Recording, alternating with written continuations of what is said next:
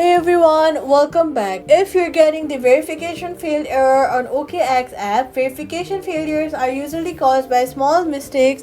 Here's how to fix it. First of all, make sure that your ID that you've put in is valid.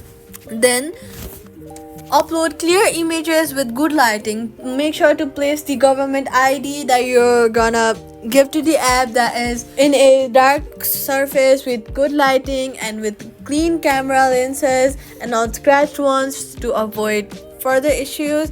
And then ensure your personal details match your ID exactly. Do not mess up your personal ID details like name, address, country, reason, or and make sure that you're not giving space between them in random places and no caps lock. Then resubmit the verification request. Most verification issues are resolved after resubmission, and that's it. Subscribe for more quick fixes.